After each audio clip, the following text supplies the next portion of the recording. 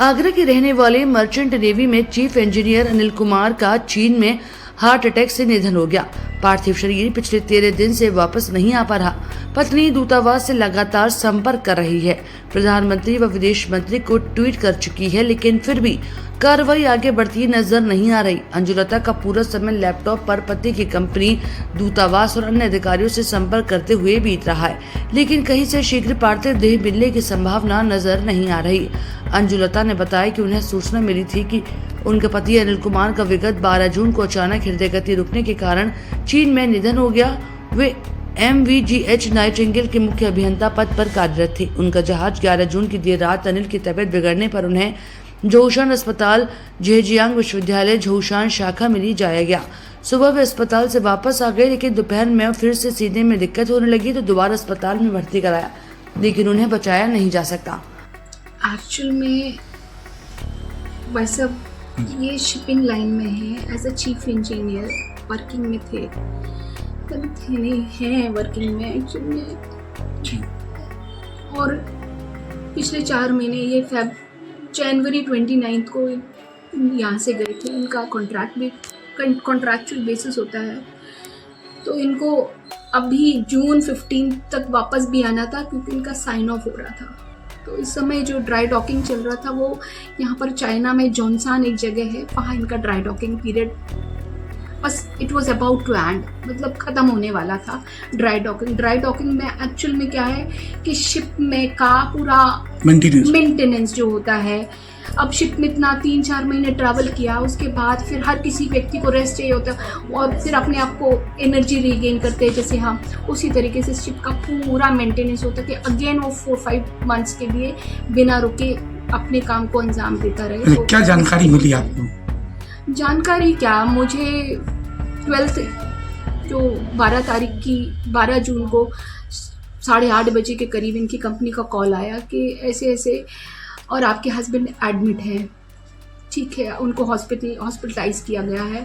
तो मैंने फटाफट कहा सर मुझे प्लीज़ नंबर दीजिए, तो उन्होंने कैप्टन का नंबर दिया। मैंने कैप्टन से कॉल किया तो कैप्टन कहते हैं मैम मैं तो शिप पर हूँ, आप सेकंड इंजीनियर से बात करिए। तो मैंने तुरंत वहाँ पर कॉल किया, फिर मैंने कहा I'm so and so, आप मुझे बताओ मेरे हस्बैंड। तो बोलते कि हाँ मैम हम सर को लेके आए हैं और उनका CPR चल रहा है।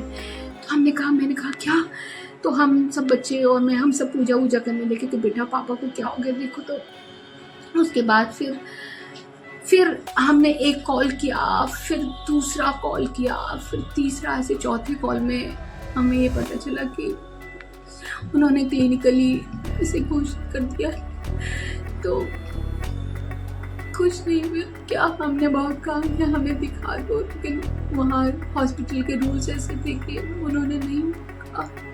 और उसके बाद जो व्यक्ति लेके गए थे उनकी भी अपना शिप में उनको वापस लौटना था, तो वो भी 1-2 घंटे बाद 3 घंटे बाद सब लोग शिप में वापस आ गए। He was all alone.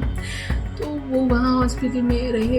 अब मैं किससे बोलूँ, क्योंकि हॉस्पिटल में कोई मेरा तो जानकार था नहीं वहाँ पर कि क्या है, क्या हो रहा है, उनके साथ क्या चल रहा है। मैंने कहा कि उनको वेंटिलेटर पे रखो, तो बोलते नहीं मैम एक्चुअली डॉक्टर कह रहे हैं कि पल्स नहीं है, कुछ भी नहीं है, तो नहीं वेंटिलेटर पे कर सकते हैं। और उसके बाद तो फिर मैं पूरा रात एकदम मैं इंतज़ारी करती रही। मैं जो शिप के लोग गए थे उनसे कॉलिंग करती रही। बाद में बोले मैम हमें शिप पे आना पड़ा क्योंकि हम वहाँ नहीं रात को रुक सकता है। तो वो सारे के सारे जो 2 लोग गए थे वो दोनों शिप पर भी वापस आ गए।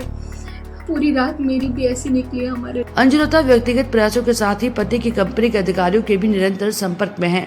कंपनी के अधिकारी ने संवाददाता से फोन पर बातचीत करते हुए कहा कि कंपनी अनिल कुमार की पार्थिव देह को शीघ्र लाने के प्रयासों में लगी है, लेकिन चीन स्थित भारतीय दूतावास के अधिकारी ढिलाई बरत रहे हैं। कहना है कि वापसी की पूरी प्रक्रिया से 25 से 30 दिन लग सकते हैं। हाँ, यदि केंद्र सरकार हस्तक्षेप करे तो कुछ ही दिन में पार्थिव शरीर वापस लाया जा सकता है। अंजुलता ने केंद्र सरकार से विनती करते हुए कहा कि वह और उनका परिवार बहुत कठिन समय से गुजर रहा है। उन पर दुखों का पहाड़ टूटा है। 80 से अधिक आयु की सास को पुत्र बिच्छू की स्थिति में संभालना बहुत मुश्किल है। 13 दिन होने पर भी कोई ठोस जवाब नहीं मिल पा रहा। सरकार सर्वोच्च प्राथमिकता देते हुए उनके पति के पार्थिव शरीर को आगरा भिजवाने का प्रबंध करे। उसके बाद मैंने क्या करवाया, मैं तो शौक थी कि करना क्या है मुझे। मुझे तो ये भी नहीं पता था कि कौन इनको वापस लेके आया। मुझे लगा कंपनी की तरफ से गए हैं तो कंपनी तो अब सारी चीज़ कंपनी करेगी। फिर अगले दिन ही इनके Anglo eastern ship management company के दिल्ली ऑफिस के एक जनरल मैनेजर सुबह 6 बजे ही आ गए।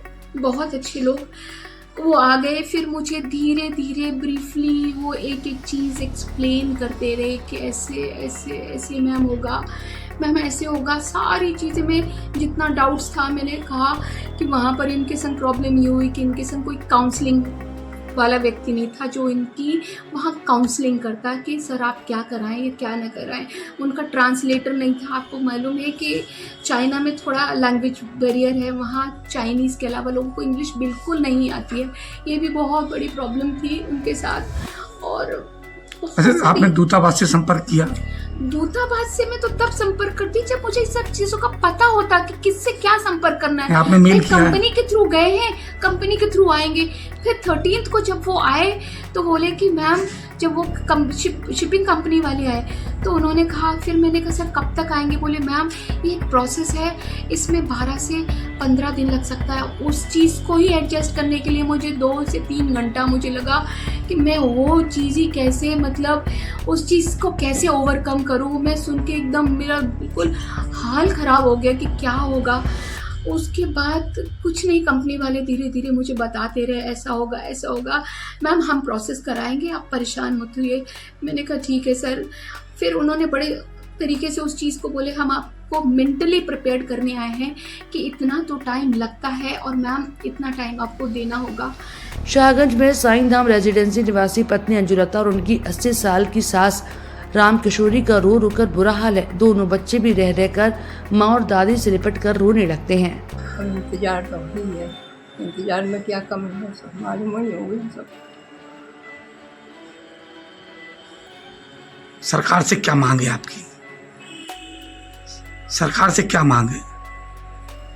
मेरा बच्चा मेरे घर आ जाए बस। उनकी मदद करने के लिए चीन में निवास कर रहे भारतीय भी चीनी अधिकारियों और भारतीय दूतावास से संपर्क किया। वे भागदौड़ में लगे हैं। कुछ अन्य आगरावासी भी मदद को आगे और विदेश मंत्रालय के समक्ष इस मामले को उठाया। रोमा आगरा अपडेट।